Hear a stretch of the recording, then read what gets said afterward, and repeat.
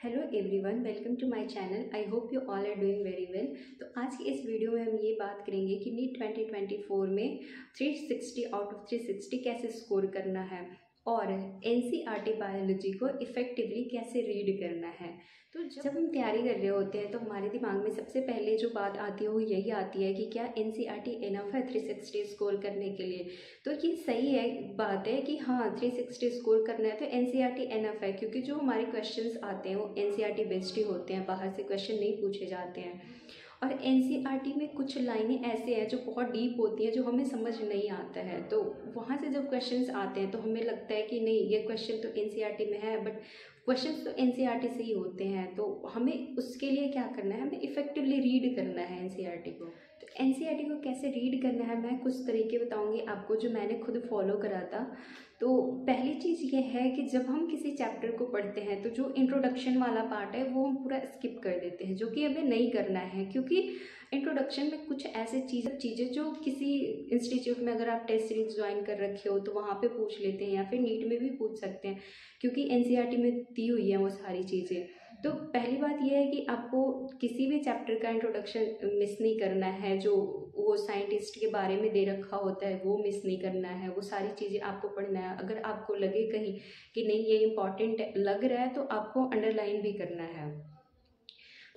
दूसरी चीज़ ये है कि जो टेबल्स दे रखे होते हैं किसी किसी चैप्टर्स में, वो टेबल आपको बिल्कुल भी नहीं छोड़ना है किसी भी हाल में, क्योंकि उस टेबल से जितने सारे टेबल्स हैं उससे एक ना एक क्वेश्चन हर साल पूछे जाते हैं नीट में। लाइक जो लिविंग वर्ल्ड का टेबल हो गया, या फिर बायोलॉजिकल क्लासिफिकेशन में है, किंगडम में एल्गी का दिया हुआ है, या फिर बायोमॉलिक्यूल में सेकेंडरी मेटाबोलाइट्स ये सब का दिया हुआ है। वो सारी चीज़ें आपको देखना, याद होना ज़रूरी है, क्योंकि उससे क्वेश्चंस आते हैं, वो आपको स्किप नहीं करना है।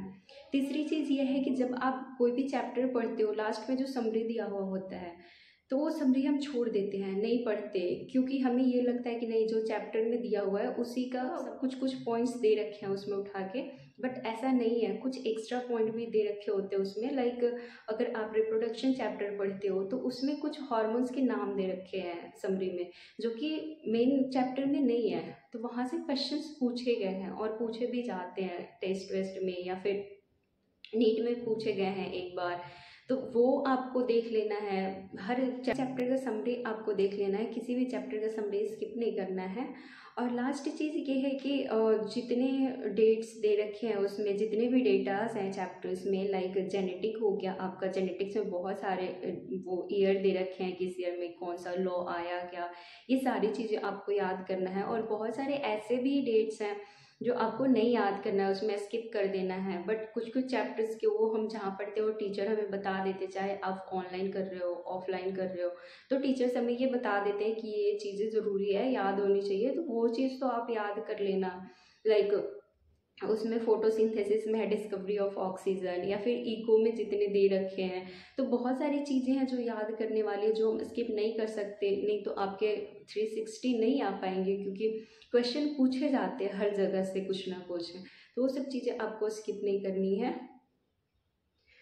बाकी लास्ट चीज़ ये मैं बोलना चाहूँगी कि आप अगर किसी भी चैप्टर का नोट्स बना रहे हो तो वो ठीक है, बनाओ, लेकिन जो मेन इम्पॉर्टेंट पॉइंट जो आप लिखते हो नोट्स में, जो कि एनसीईआरटी में नहीं है, तो वो चीज़ें आप एनसीईआरटी के साइड में लिख लो, जो पेजेस के साइड में स्पेस होता है उसमें लिख लो, या फिर स्टिकी नोट्स बना करके उसमें लिख लिया करो, क्योंकि लास्ट टाइम पे जब आप रिवाइज करोगे ना तो वो चीज़ें बहुत काम आएंगे।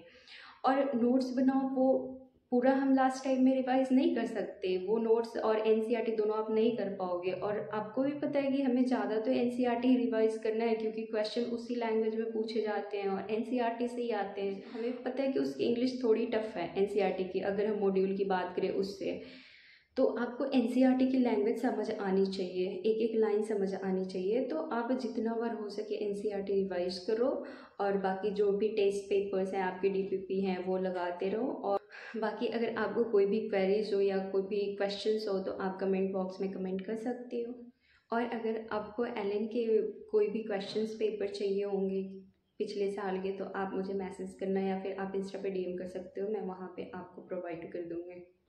Thanks for watching. If you like the video, please subscribe my channel.